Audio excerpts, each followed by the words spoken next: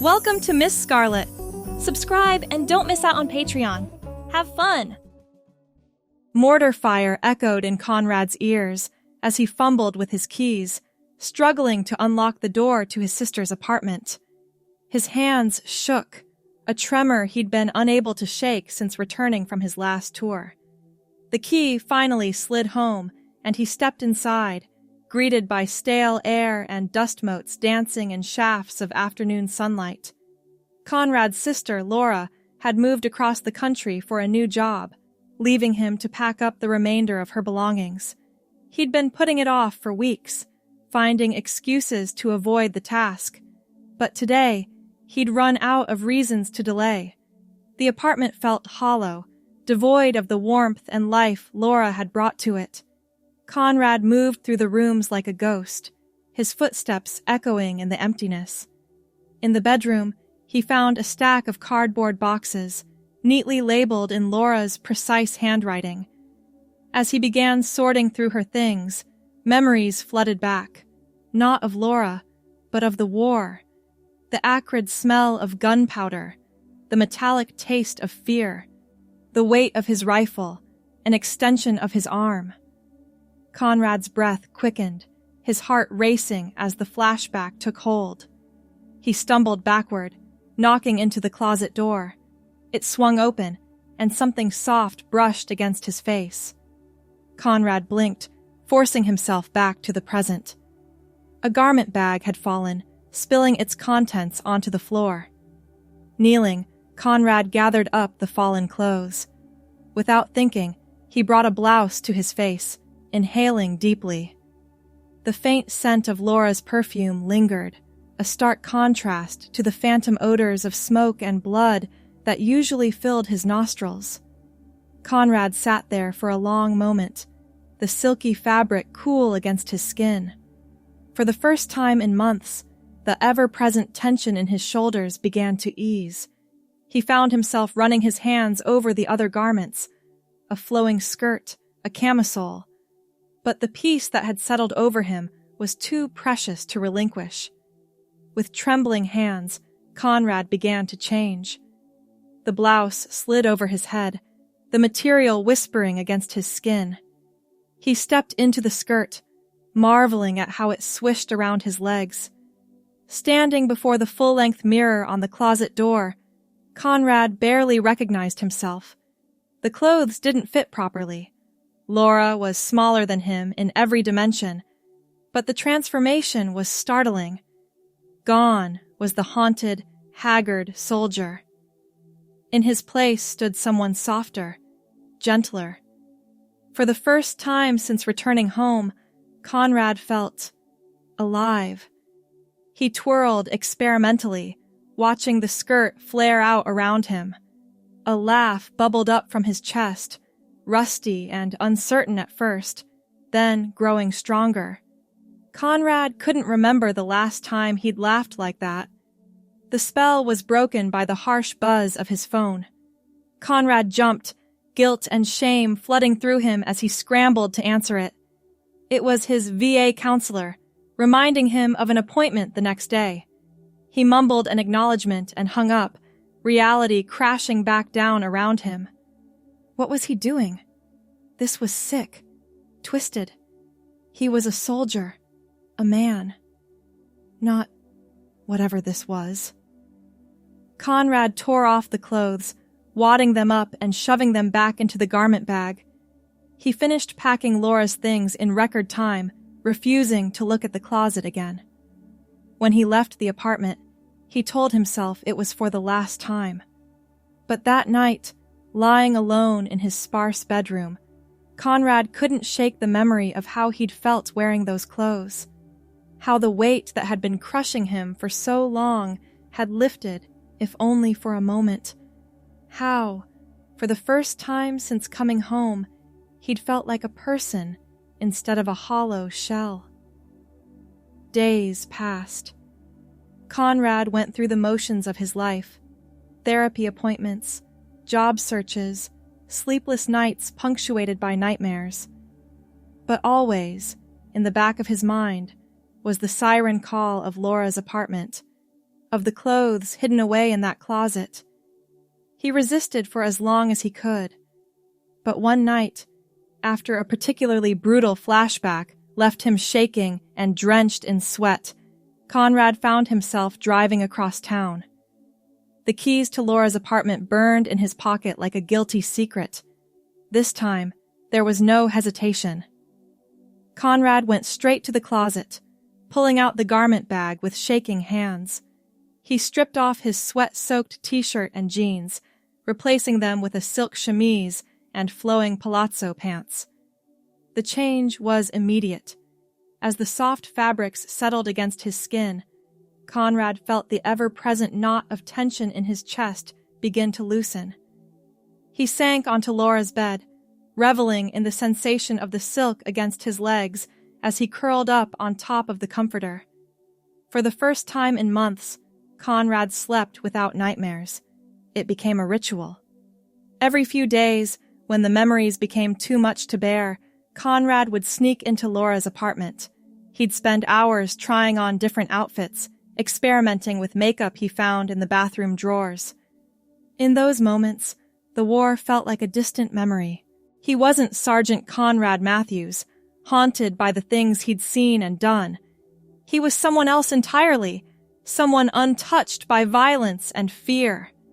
Conrad knew it couldn't last.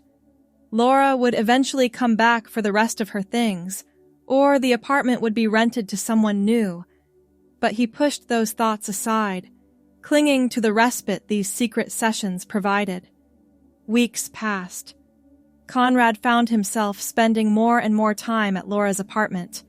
He started bringing his own clothes there, telling himself it was more convenient than driving back and forth. Deep down, he knew he was lying to himself. The truth was, he couldn't bear to be Conrad anymore, not when he could be someone else. It was during one of these sessions that everything changed. Conrad had just finished applying a full face of makeup, marveling at how it softened the hard planes of his face. He'd gotten better at it over time, watching tutorials online and practicing for hours. Today, he barely recognized the person staring back at him from the mirror. Soft waves framed his face, courtesy of a wig he'd secretly ordered online. Mascara made his lashes look impossibly long, while a deep red lipstick made his mouth look fuller, more feminine. The dress he wore, a recent purchase from a thrift store, hugged curves he'd created with carefully placed padding. For a moment, Conrad forgot to breathe. The person in the mirror wasn't him. Couldn't be him. She was beautiful, radiant in a way Conrad had never been. She looked happy. "Who are you?" Conrad whispered, reaching out to touch the mirror. The woman's lips moved in sync with his words, her eyes wide with wonder, and then, like a bolt of lightning, it hit him. This wasn't just about wearing women's clothes. This wasn't just an escape from his trauma. This was who he was meant to be. The realization sent Conrad stumbling backward, his mind reeling. It couldn't be true. He was a man, a soldier. He'd fought in wars, for God's sake. How could he possibly be? But the evidence was right there in front of him. The peace he felt in these clothes, the way his entire being seemed to come alive when he transformed himself. The persistent feeling, present for as long as he could remember, that something about him had never quite fit. Conrad sank to the floor, his carefully constructed world crumbling around him.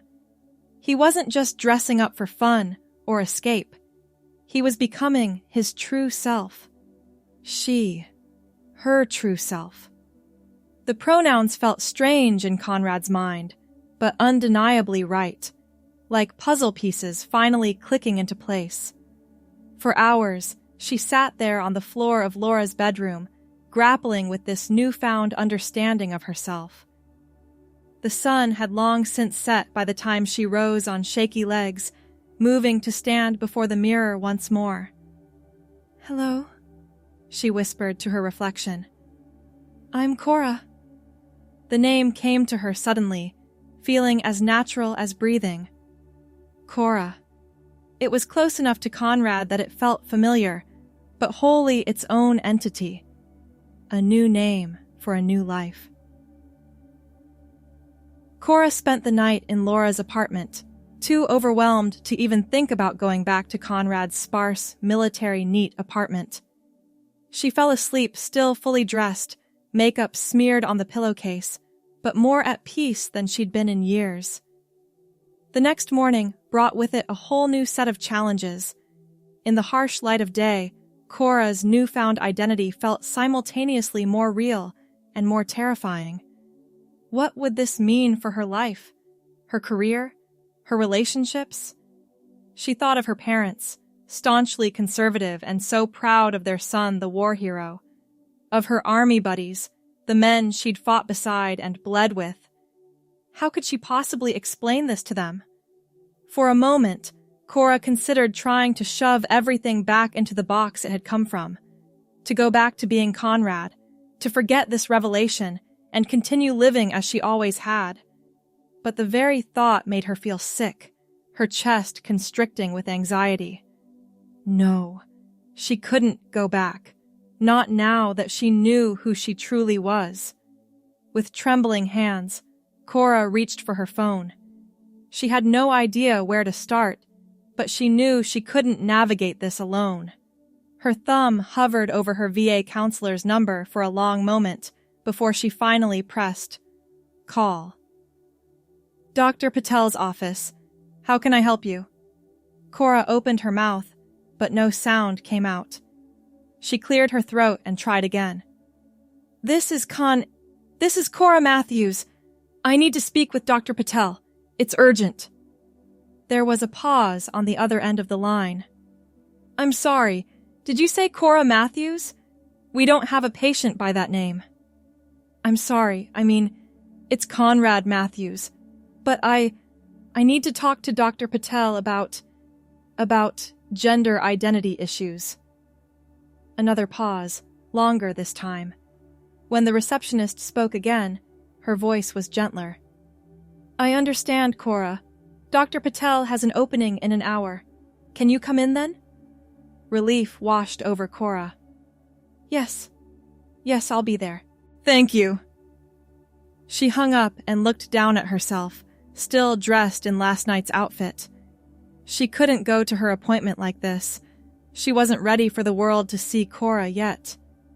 But the thought of putting on Conrad's clothes made her skin crawl. In the end, she settled for a compromise. She washed off the makeup and removed the wig, but kept on the dress, covering it with an oversized hoodie. It wasn't perfect, but it would have to do. The drive to Dr. Patel's office was a blur. Cora's mind raced, trying to figure out how to explain something she barely understood herself. Before she knew it, she was sitting in the familiar waiting room, her heart pounding so loudly she was sure everyone could hear it. Conrad Matthews? Cora flinched at the sound of her old name. She stood on shaky legs, following the nurse back to Dr. Patel's office. The psychiatrist looked up as she entered, his brow furrowing in concern. Conrad? Is everything all right? Cora sank into the chair across from him, pulling the sleeves of her hoodie down over her hands. I don't know how to say this. Dr. Patel leaned forward, his voice gentle. Whatever it is, Conrad, you can tell me. This is a safe space. Taking a deep breath, Cora met his eyes. I don't think I'm Conrad anymore. I think I'm a woman. To his credit, Dr. Patel didn't look shocked or disgusted. He simply nodded, his expression thoughtful. I see. And how long have you been feeling this way? The floodgates opened. Cora found herself pouring out everything. The clothes, the makeup, the sense of peace she felt when she transformed herself.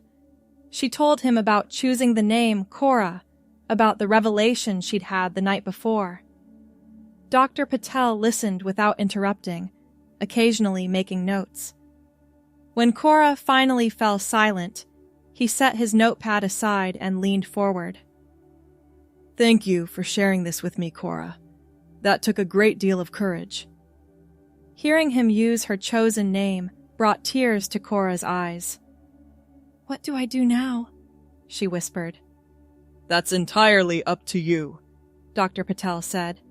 There's no one right way to transition, no set timeline you have to follow. We can discuss your options, therapy specifically focused on gender identity issues, hormone treatments if that's something you're interested in, legal name changes. But the most important thing is to take things at your own pace. Cora nodded, feeling overwhelmed but strangely hopeful. I don't know if I'm ready for all of that yet, but I don't think I can go back to living as Conrad. Then we'll take it one step at a time, Dr. Patel assured her. For now, why don't we talk about how you're feeling? This is a big realization, and it's bound to bring up a lot of emotions. For the next hour, Cora talked more openly than she ever had in her sessions as Conrad. She spoke about her fears of rejection, her uncertainty about the future, the strange mix of terror and elation she felt at finally understanding herself. By the time the session ended, Cora felt drained but lighter somehow. Dr. Patel gave her a list of resources, support groups, therapists specializing in gender identity, websites with information on transitioning. It was overwhelming, but it was a start. As Cora left the office, she realized she had no idea where to go next. She couldn't go back to Conrad's apartment. That place belonged to a person she no longer was. But she couldn't keep living in Laura's apartment either. On impulse, she drove to a nearby park. Finding a secluded bench, Cora sat down and pulled out her phone. She stared at Laura's number for a long moment before finally pressing call. Hello? Hearing her sister's voice nearly broke Cora. Laura? It's Conrad. I need to talk to you about something important. There must have been something in her voice, because Laura's tone immediately shifted to concern. What's wrong? Are you okay? Cora paused, searching for the right words. I'm figuring some things out, about myself, and I really need my big sister right now. Laura didn't hesitate. I'm booking a flight home right now. Whatever's going on, we'll figure it out together, okay? Tears spilled down Cora's cheeks. Okay. Thank you, Laura. As she hung up, Cora felt a glimmer of hope. She had no idea what the future held, but for the first time in years, she was looking forward to finding out. The war that had haunted her for so long felt distant now, overshadowed by a new battle, the fight to become her true self. Cora stood, squaring her shoulders. She had a lot of work to do before Laura arrived, but for the first time since returning from the war, she felt ready to face whatever challenges lay ahead, because now, finally, she was facing them as her authentic self. The days leading up to Laura's arrival were a whirlwind of activity and emotion for Cora. She spent hours researching online, reading everything she could find about gender identity and transition. She joined online support groups, hesitantly at first, then with growing confidence as she found others who understood what she was going through. One of the hardest decisions was what to do about her living situation. Cora knew she couldn't keep using Laura's apartment, but the thought of returning to Conrad's sterile, masculine space made her feel physically ill. In the end, she decided to put most of Conrad's belongings in storage and sublet the apartment. It felt like closing a chapter of her life. With Laura's permission, Cora continued to stay in her sister's apartment until they could figure out a more permanent solution. She spent her days sorting through Conrad's possessions, deciding what to keep and what to let go. It was a cathartic process, shedding the trappings of a life that no longer fit. The night before Laura was due to arrive, Cora stood in front of the mirror, trying to decide how to present herself. Part of her wanted to greet her sister as her true self, fully dressed as Cora. But another part was terrified of that level of vulnerability. In the end, she compromised. She wore a pair of women's jeans and a loose, flowing top, feminine, but not overtly so.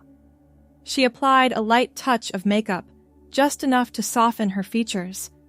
Her short hair was styled in a way that could be read as either masculine or feminine, depending on how you looked at it. As she waited at the airport, Cora's stomach churned with anxiety. What if Laura didn't understand? What if she rejected her? The thought of losing her sister's support was almost unbearable. But when Laura emerged from the security checkpoint, all of Cora's fears melted away. Her sister took one look at her, dropped her bags, and engulfed her in a fierce hug. "Oh, sweetie," Laura murmured, her voice thick with emotion. "I'm so glad you called me." Cora broke down then, sobbing into her sister's shoulder. She'd been holding it together for so long, trying to be strong. But in that moment, with Laura's arms around her, she allowed herself to be vulnerable. They drew curious looks from passers-by, but neither of them cared. When they finally separated, Laura cupped Cora's face in her hands, studying her intently. "You look different," she said softly. "Happier, somehow. More you." Cora managed a watery smile. "I feel different. I feel right. For the first time in my life." Laura nodded, linking her arm through Cora's as they headed to baggage claim. "Well then, why don't you tell me all about it?"